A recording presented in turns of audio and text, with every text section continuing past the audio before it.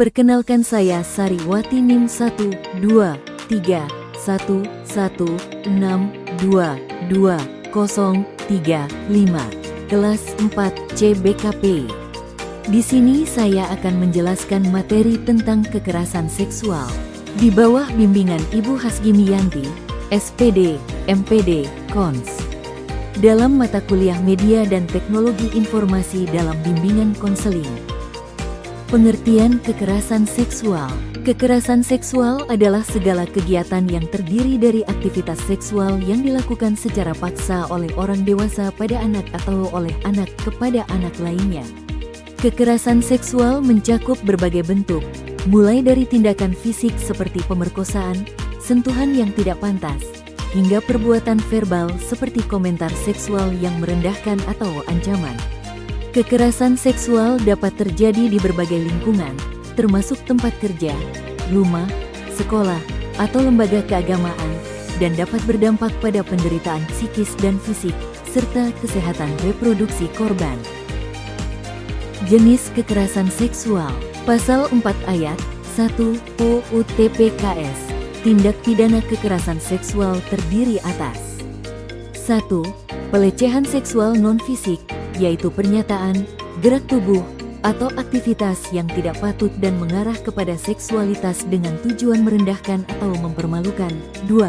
Pelecehan seksual fisik. 3. Pemaksaan kontrasepsi. 4. Pemaksaan sterilisasi. 5. Pemaksaan perkawinan. 6. Penyiksaan seksual. 7. Eksploitasi seksual. 8. Perbudakan seksual. Dan 9.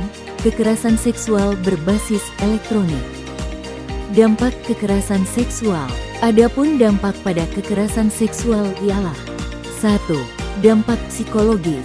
Kekerasan seksual menurut WHO akan berdampak pada kesehatan mental anak sebagai korban.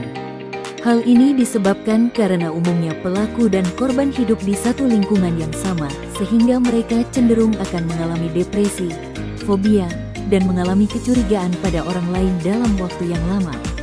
2. Dampak fisik. Ketika seorang anak mengalami fenomena kekerasan seksual, maka akan berpengaruh pada perubahan fisiknya.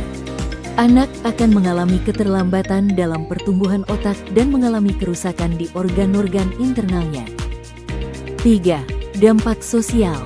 Selain berdampak pada fisik dan psikologisnya, anak korban kekerasan seksual juga akan berdampak pada kehidupan sosialnya. Fenomena ini merupakan hal yang tidak biasa di lingkungan masyarakat, sehingga jika kekerasan seksual ini terjadi akan menimbulkan berbagai pandangan negatif dari masyarakat.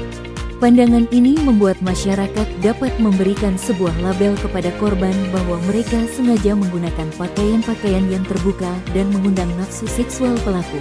Taslim 1995. Dengan begini, korban akan sulit untuk melakukan interaksi dengan lingkungan sosialnya karena korban cenderung akan dikucilkan. 4. Dampak percaya diri. Korban sering merasa terhina dan kehilangan rasa percaya diri. Mereka juga bisa merasa bersalah atau malu, meskipun sebenarnya bukan salah mereka. Perasaan ini perlahan dapat merusak harga diri korban. Faktor penyebab kekerasan seksual.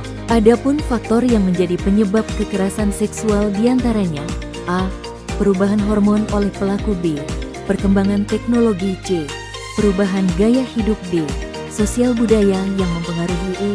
Minimnya pengetahuan masyarakat mengenai kekerasan seksual.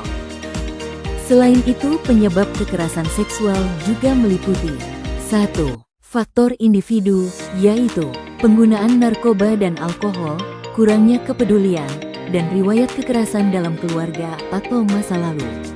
2. Faktor hubungan, yaitu riwayat konflik dan kekerasan dalam keluarga, serta riwayat pelecehan fisik, seksual, atau emosional. 3. Faktor sosial, yaitu ketidaksetaraan gender, norma-norma sosial yang membenarkan kekerasan, dan kurangnya edukasi seksual. Mencegah terjadinya kekerasan seksual. Adapun pencegahan kekerasan seksual. 1. Pendidikan dan edukasi. Pendidikan seks, ajarkan anak-anak tentang batasan tubuh, hak asasi, dan pentingnya persetujuan sejak dini.